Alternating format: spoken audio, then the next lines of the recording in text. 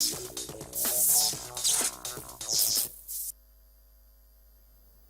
very good evening to you. Thank you for joining us. Welcome to Sports Tonight. This is the Tuesday night edition of the show. Promises to be exciting, fun-filled as always. Thank you once again for joining us. I will promise that for the next 45 minutes that we will be bringing Sports Tonight to you this Tuesday, we will make the best of it and inform you, of course, of all that is happening, not just around you. We will also update you what's going on across the globe in the world of sports. So thank you once again. My name is Tony Ibichoye. Let me start off the show tonight by introducing to you those with me, starting off the show together tonight. Of course, with Dumnadio Konta, and of course, Cosmos Chukwemeka is with us as well. Cosmos, good to have you on Sports Tonight. It's a long time. Yeah, but it's good to have you back with us. Thank you very much. It's good to be back. Yeah. And Dumnadi, good to have you as well on Sports Tonight again. It'd be my pleasure. Thank you. All right, gentlemen, there's a lot to talk about, but let me just quickly give you an outline of what the show will be about this Tuesday. Of course, we will take a look at Nigerian football. That will be a major part of what we'll be doing on the program tonight. We will talk about the girls, the Super Falcons. They are in the news. You'll find out why in the next couple of minutes. We will also spend time to talk about the Super Eagles opened camp yesterday, but training started today in Uyo. We're looking forward to an international friendly against Ghana. We'll talk about it, and then we will spend time to talk about the domestic league, the Globe Premier League. We may have known the champions, but then it's not over here because there are still battles to be sorted out. Who will be the second CAF Champions League ticket winner? Who will pick the ticket to the CAF Confederation Cup? All those need to be sorted out, and we'll talk about it as well on the program tonight. And a slice of other sports. National Sports Festival. What's the story around the National Sports Festival? The Lagos Squash Classic will be starting fully tomorrow. The main draw will be taking place tomorrow.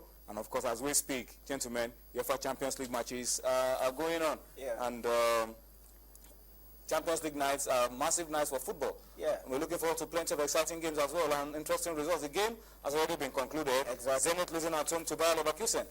Yeah, and that's it. Zenit lost at home. And of course, it has to be a South Korean that scored the 2 goals.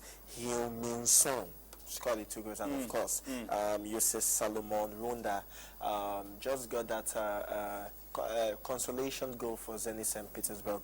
Huge work for them.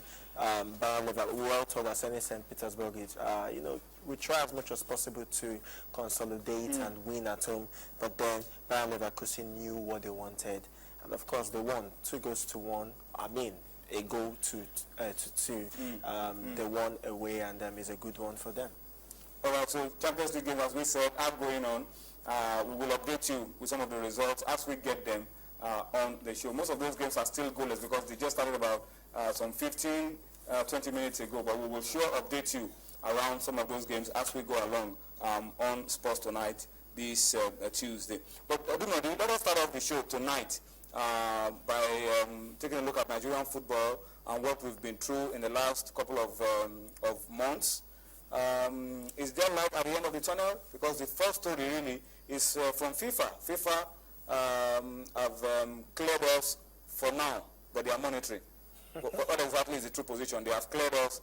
We are not going to report Nigeria to any of our disciplinary bodies because that court case has been withdrawn by Mr. Chris Giwa. But they said they are still monitoring. What are the details? The details is that they still have still getting report that some kind of negotiations went on, and part of the party is not pleased with the kind of negotiation they have, and that's what should be FIFA's business with negotiations going on? Their own concern should be that contract has been withdrawn. But of course, they know the import of what they've gone to their shelf, gone to their archives, and they've seen the number of letters they've written to Nigeria concerning this matter between July and now. And they know that we've written a lot of letter threat and a deadline. I think they must have given like 4, 5, 6 deadlines.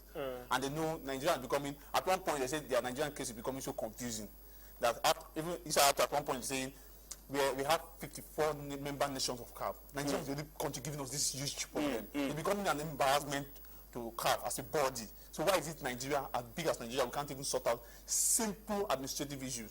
So I think it's getting back to that level where people are saying we are monitoring. You know the way we are thinking about that. Because last time they said there was a court case with what they are monitoring is if the NFF, the elected NFF that they recognize that is September 30 election. Yeah, if they are allowed to work without hindrance. That's what they're monitoring. I think that's for states. FIFA's position is very clear on this matter, unless I'm mistaken. They're very clear. They said, Mr. Chris Giwa, who believes that he also won an election, they said, we don't recognize you because we told you don't hold the election on that day. Draw a roadmap. You went ahead and did the elections. We don't recognize you. They recognize the other group led by Amaju Pinnick. So what they are monitoring is if the Amaju Pinnick-led group that they recognize is allowed to work without hindrance. And I think whatever negotiations are going on behind the scene, that is a problem. What FIFA wants is these guys must work without hindrance. That's just it. And for me, he has said it. He actually talked about the fact that there were letters that were written and all that. You've just said it. As far as FIFA is concerned, as far as the World Football Body, as far as they are concerned, Amaju Pinnick is the authentic president of the Nigeria Football Federation. So they want to see if that board is allowed to work without any sort of hindrance, any issue that might want to foretell them from not working. So that is just it. So if any negotiation is going on and all that, negotiations can go on. Negotiations can go on. Yeah. But then FIFA recognize somebody, and if everything has to happen, it has to be according to the statutes and the rules of the game, which has been laid down by FIFA. So as far as I'm concerned, I think it's a good one. I think we should move forward. I think we should stop having administrative shenanigans. Let's continue. Amaju Pinnick should be allowed to work. And if there's any negotiation, it's not the problem of FIFA. That board is recognized by FIFA, and that is what they know. All right, we're still talking about allowing Amaju Pinnick and his board to work. The story about Nigerian referees going to England was the update. We've been told now that it is confirmed, it is official, that these referees will be going to England. They will spend close to 2 weeks capacity building. And one of the things they will do is that they will also attend a Premier League review session with some referees, and then they'll be able to ask questions and get answers to questions, which I think is fantastic. We should give kudos to these brilliant ideas to empower our referees, because a lot of people have identified that refereeing is a key issue with our domestic game in Nigeria. Exactly. Well, all over the world, they know the importance of referees. A referee can turn the destiny of any team around. They can change the destiny of any team. It's very important. That's why in all over the world, they take referees issue very serious. If a referee make a single error and you place that error in line with the laws of the game, and the fact that the referee is culpable, you punish the referee. It's how you demote the referee or you actually suspend the referee. That's how it goes. How key is this in helping us solve that problem? Because that's still a problem of our domestic football. People talk about refereeing, people talk about security at match venues. These are key issues. I want to commend this board for doing, as I say, one big step. It's a big step. But the most important thing is that you have to sort out the issues at home, so that these referees, what they are going to where things are done properly. Where the security in place. Where their lives are safe. Where any decision where they are able to carry out their duties without hindrance. The only person that can tell you that this thing is wrong is when you follow it, when you put it in line with the statute of the game, the laws of the game. The laws of the game. That's the only way you can admit that you are wrong. In Nigeria, even if you put it in line with the statute of the game, the fans will tell you that is not even the situation. So I think, yes, it's better, but the truth of the matter is that the referees will not remain in England. That's the truth of the matter. They will not officiate in the English Premier League. They will no matter what they learn. Cosmos, what people are saying is that no matter what training, capacity building these referees get in England, unless they are able to move the entire environment in England to Nigeria, it's going to be of no use. It's good. It's good for them. But the problem is, I don't want a situation where a referee who has gone all these trainings come to Nigeria, try to apply this, and then it's not protected and it's beaten up. I mean, that's key. Very key. That was a very The key thing is it has to do with restructuring the league. It has to do with restructuring the game in Nigeria, and every aspect has to be taken care of. Every aspect has to be looked into. You talk about security. I mean, you go watch a football match and you have that feeling of insecurity. You have that feeling that let me just stay by one side so that anything that happens, I'll just take the exit door.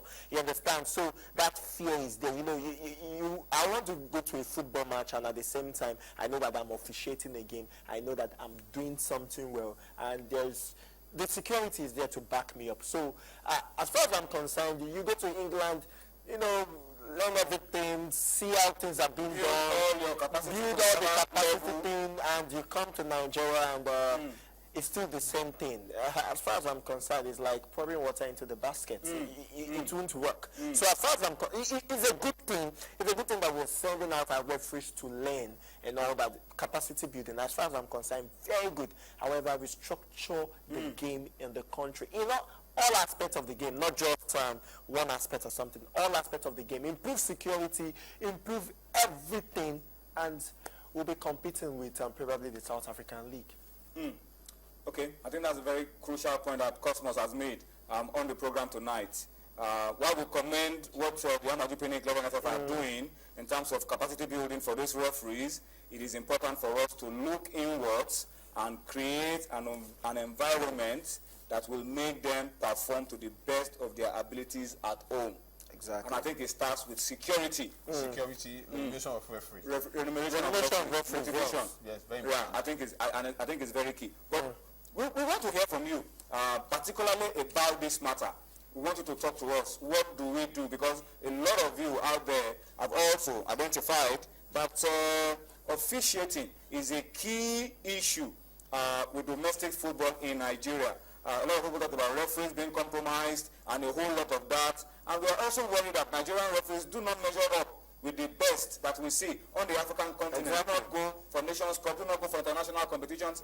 What do you think is the way out? Now that the NFF are sending them out on capacity building programs, what about at home? How do we ensure that whatever they learn in England, they are able to come back home to translate to the Globe Premier League, the Nigerian National League, the Amateur League, the Women League, the Federation Cup, and all competitions at home? We need to hear from you. So give us your own opinion, give us your own thoughts. Of course, our platforms are there, showing on your screen, on Facebook, on Twitter. We are active, we are interactive. We want to hear from you. What's the way forward? How do we make this count on the domestic scene, particularly for our referees? Very, very crucial. And as you talk to us on the program tonight, we will read your comments real time, and we'll talk about it, because your opinion may just be the solution to all the problems that we've had around domestic football in Nigeria. All right? So that's for feedback, and we expect that we will get plenty of that on the program tonight. It's time for us to switch now, go on a quick break, and when we return from this break, we will spend time to reflect on the girls, the guys, and of course, the Globe Premier League. There's a lot to talk about, the good, the bad, and the ugly. A lot more when we return from this time out.